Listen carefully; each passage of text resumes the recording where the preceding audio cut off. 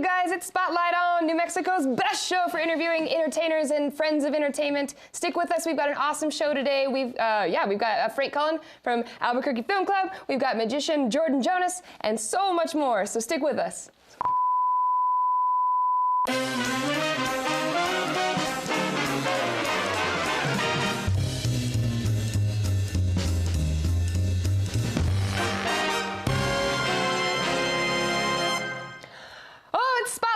The best entertainment show where we put the spotlight on and showcase some entertainers locally and also friends of entertainment. I am Sarah Kennedy. And I'm James Morrow. And we have an awesome show for you, including our first guest. Here he is. Please welcome from the Albuquerque Film Club, Mr. Frank Cullen.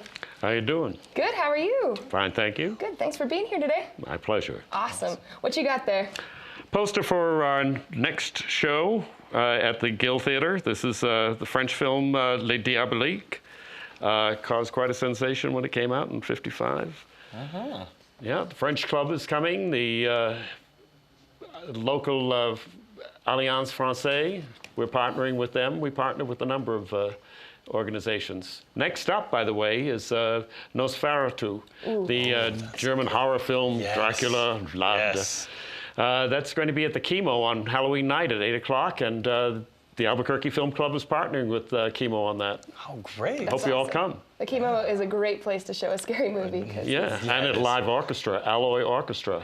Yeah. What? That's got to add some ambiance to that one. Right. Oh, that's great. That's I love awesome. that. So the first question I have for you today is, what really inspired you to start the Albuquerque Film Club? Well, I've done about a half a dozen series at the Guild Theater with Keith Fenley, and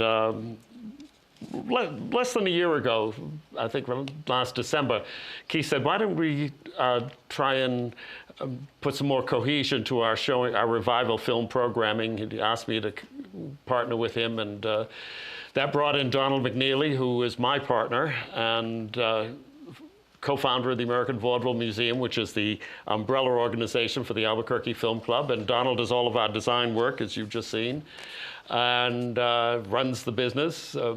Without him, there is no Albuquerque Film Club, there's no American Vaudeville Museum. But right after we agreed to do that, I brought a couple of people on board. Valerie Scott from the Albuquerque Theater Guild, who's on the board there. And I lecture on film occasionally at UNM, several classes. And I asked Terry Cutler-Broyles to join us on the steering committee. We don't have a president, vice president, that sort of thing. We just have a steering committee. Whoever talks the loudest and the longest, me folks, sort of steers the decisions. That's not quite true. And then Ernest Sturdivant, who's a musical director, a SAG and equity actor locally here, he came on. And then Marie Davis, who's an educational consultant from the East, who's just moved here. She's on our committee, and rounding it up is Steve Suttle, who's a retired jurist and probably one of the nation's top experts on silent film. So we've got a good bunch of people. That's amazing. That's great. Would you like to get a word in edgewise? No, you're talking. That's great. We're putting the spotlight on you. Yeah, exactly. This is for you and your film club. And could you tell us, like, what does that entail? What does the film club do for the Guild? Guild seminar? Well, we started in January with a 4-day showing of Douglas Fairbanks' Thief of Baghdad. Did very well. We signed up about 35, 40 members right then and there that week, and we're up well over 80 members now. People pay $15 a year, and they can get into our showings, which are the second weekend of every month, for $2. Oh, that's awesome. Instead of the normal $5 matinee, 1 o'clock, Saturdays and Sundays. That's the pitch, folks. And our slogan is exceptional films of every era and many nations. And to choose our 2014, we sent out a list of the about 30 films that were most requested and asked all of our members to vote on them. So they picked the 2014 series, and we're very pleased with their choices. That's awesome. So what, I mean, I know you guys partner up with the Chemo also, but what do you think makes the Guild such a special place for Albuquerque? The Guild is one of our, I've only been in this area since 2006. And right off the bat, I glommed on the Guild Theater. It's really a cultural treasure of Albuquerque's. How many art houses are there left in the movie exhibition business? You know, you can count this one that's struggling up in Santa Fe. I know that just recently reopened under new management. But, you know, I've immediately buddied up with Keith and you know, by the way, I have to say something. Keith is probably the most modest man in show business. I saw him a few nights ago at Basement Films, and he did a routine. He just riffed. And the guy is very funny. You know, I looked at him and I said, "Who are you? I don't know you. I've known you 6 years. I don't know you." He was amazing. But I'm so happy to work with him. He is the easiest person in the world to work with. And he's made it he seems to be happy with us, and we're very happy with him. That's amazing. So where can people find more information about the Albuquerque Film Club online? Absolutely. Go to www.vaudeville.org/AFC, Albuquerque Film Club. Awesome. That's amazing. And you can go to the Guild's. You can go to the Guild's site as well. Amazing. Oh yeah. And then, so do you want to go ahead and give out your email too, so in case people want to get a hold of you? Sure. Also, your PIN number. Let's get all your personal information out there. Oh, fortunately, I'm so old that I can't remember any of that stuff, but I can remember promotional. Well, here's the good thing. We've got another segment with Frank coming up here, so stick with us through the break, and we'll have more with him and give you that information then. See you soon. Stick with us.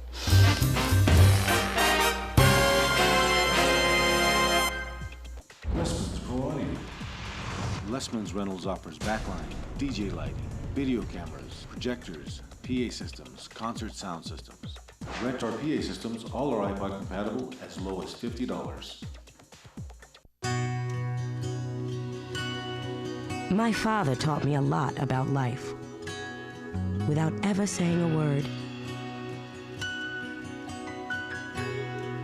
When I was a little girl, my friends were all just like me. His never were. Hello, hello. Didn't you bring them, George? I thought you were going No, I brought them last time. Huh? You're all right. I forgot. All right, so we'll be with... I used to wonder, why would a Jew, a Christian, and a Muslim ever get together? It was him. And then I finally got it. They had a lot more in common than donuts.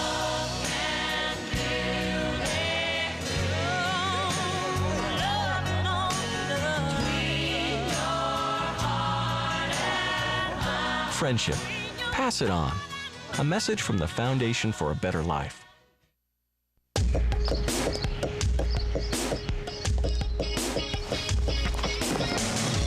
Everybody needs a helping hand. Take a look at your fellow man and tell me what can I do today. Hey, let me get that for you. Out. If that ain't what it's all about, tell me what can I do today? Thank you, young man. No problem. Courtesy. Pass it on. Don't worry about me. I got it. A message from the Foundation for a Better Life.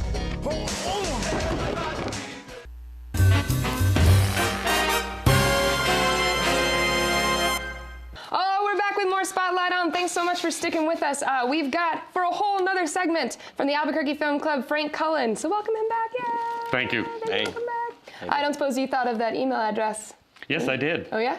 F. Cullen. F. Cullen. F as in Frank. C as in Charlie. ULLEN @ vaudeville.org. That's VAUDEVILLE.org. Fantastic, Frank. So /line AFC. yeah. There's more to it. Awesome. Cool. So you not only are big into the Albuquerque Film Club, you also are pretty much an expert on show business through the ages in vaudeville too, yes?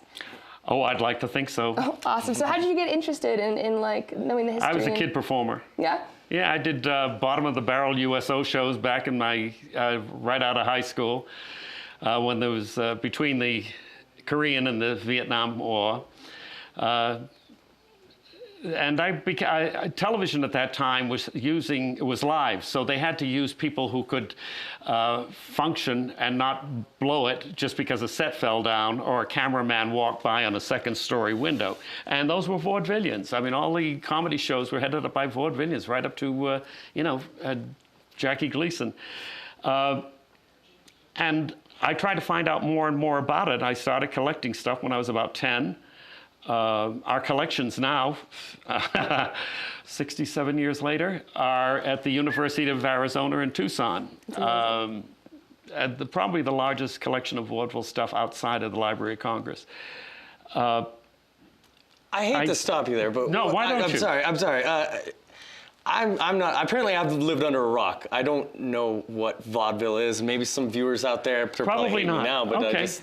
What is vaudeville? Can you explain it? Vaudeville to me? was live entertainment. It was the first coast-to-coast, big-time show business in the United States. It took a long time developing. It's a term that goes back to the Middle Ages in France.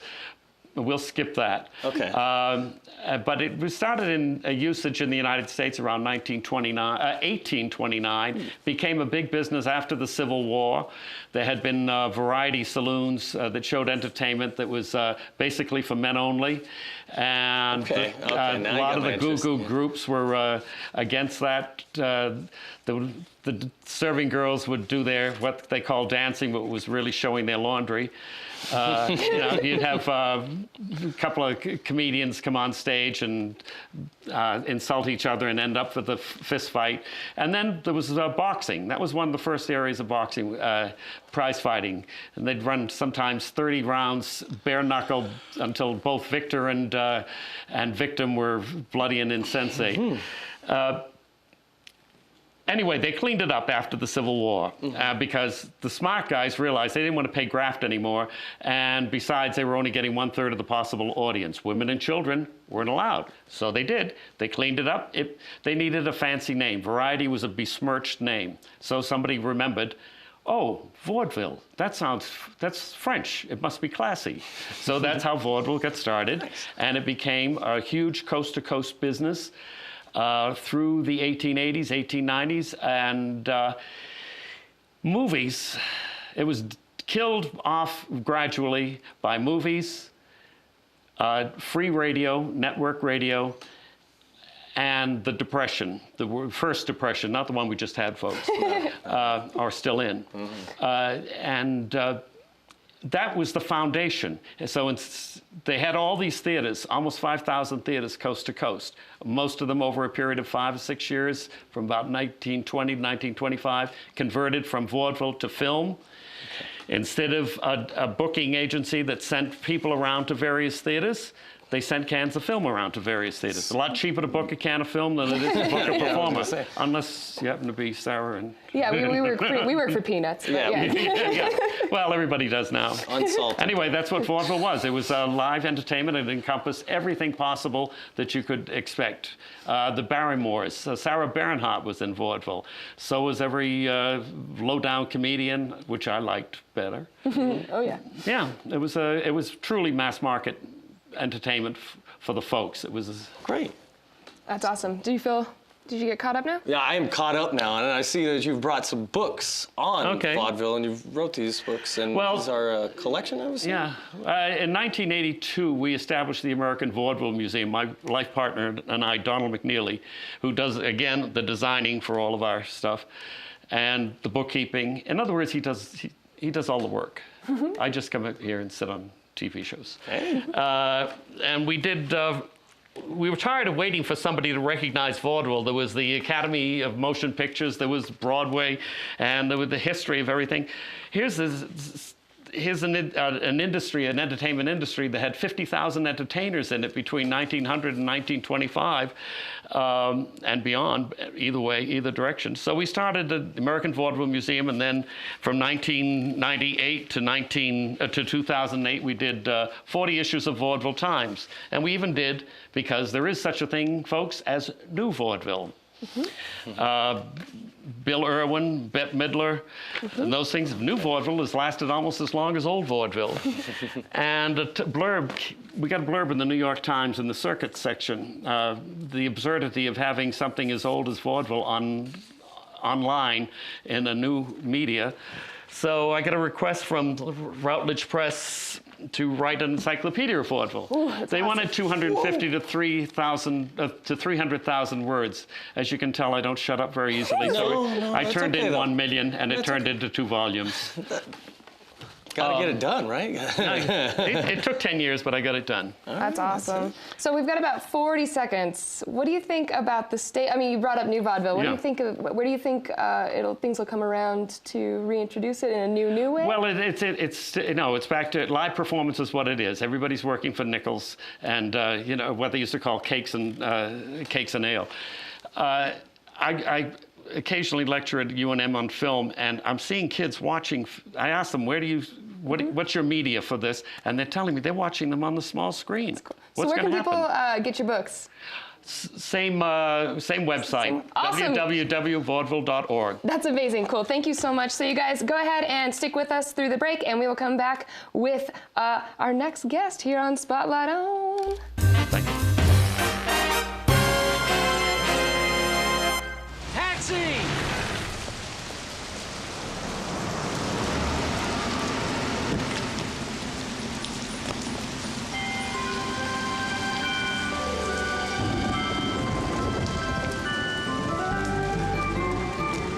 When you can't do it all, do what you can.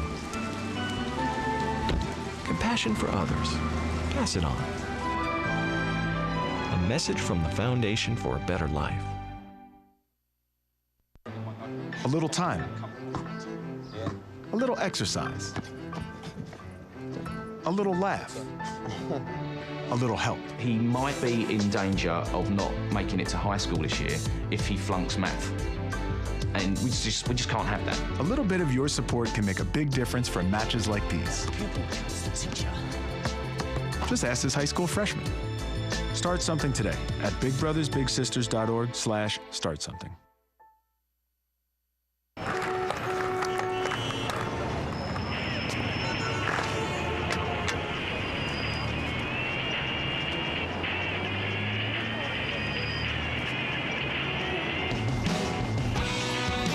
May I walk you across the street? Sure.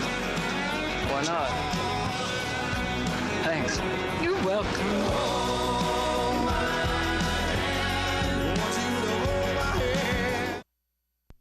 Taxi!